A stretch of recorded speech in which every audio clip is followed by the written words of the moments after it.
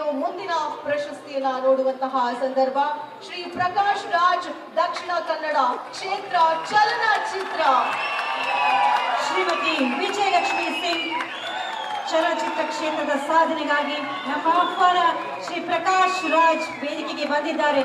ಪ್ರಕಾಶ್ ರೈ ಎಂದೇ ಹೆಸರಾಗಿರುವ ಇವರು ಯಾರಿಗೆ ಗೊತ್ತಿಲ್ಲ ಹೇಳಿ. ಬೆಂಗಳೂರಿನ ಪ್ರಸಿದ್ಧ ಸೇಂಟ್ ಜೋಸೆಫ್ ಕಾಲೇಜಿನ ವಿದ್ಯಾರ್ಥಿಯಾಗಿ ಪ್ರಕಾಶ್ ಅವರು ಚಲನಚಿತ್ರ ರಂಗವನ್ನು ಪ್ರವೇಶ ಮಾಡಿದ್ರು ದೂರದರ್ಶನದ ಮೂಲಕ.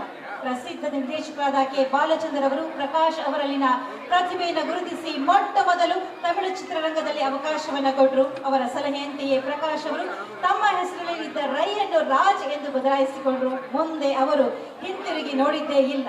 ಕನ್ನಡ ಮಾತ್ರವಲ್ಲದೆ ತೆಲುಗು, ತಮಿಳು, ಮಲಯಾಳಂ, ಇಂಗ್ಲಿಷ್ ಮತ್ತು ಹಿಂದಿ ಹೀಗೆ ಹಲವು ಭಾಷೆಗಳ ಹಲವು ಸಿನಿಮಾಗಳ ಹಲವು ಪಾತ್ರಗಳಲ್ಲಿ ರೈ ಅವರು ಅಭಿನಯಿಸಿ ಸೈ ಎನಿಸಿಕೊಂಡಿದ್ದಾರೆ.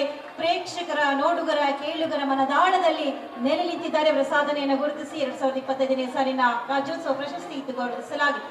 ಮುಂದಿನ ಪ್ರಶಸ್ತಿ ವಿಜೇತೆ ಶ್ರೀಮತಿ ವಿಜಯಲಕ್ಷ್ಮಿ ಸಿಂಗ್ ಕೊಡಗು ಕ್ಷೇತ್ರ ಚಲನಚಿತ್ರ. ಹೆಚ್ಚು ಕಡಿಮೆ ಅರ್ಧ ಶತಮಾನದಿಂದ ಚಿತ್ರರಂಗದಲ್ಲಿ ಇರುವ ಶ್ರೀಮತಿ ವಿಜಯಲಕ್ಷ್ಮಿ ಸಿಂಗ್ ಅವರು ನಟನೆ, ನಿರ್ದೇಶನ, ನಿರ್ಮಾಣ ಹೀಗೆ ಹಲವು ಕ್ಷೇತ್ರಗಳಲ್ಲಿ ತಮ್ಮ ಹೆಜ್ಜೆ ಗುರುತು ಮೂಡಿಸಿದ್ದಾರೆ.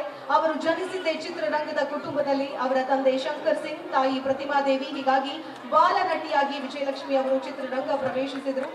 ಇವರು ಒಟ್ಟು 60ಕ್ಕೂ ಹೆಚ್ಚು ಸಿನಿಮಾಗಳಲ್ಲಿ ನಟಿಸಿದ್ದು 25ಕ್ಕೂ ಹೆಚ್ಚು ಚಲನಚಿತ್ರಗಳ ನಿರ್ಮಾಪಕಿಯಾಗಿದ್ದಾರೆ. 5 ಚಲನಚಿತ್ರಗಳನ್ನ ನಿರ್ದೇಶಿಸಿದ್ದಾರೆ.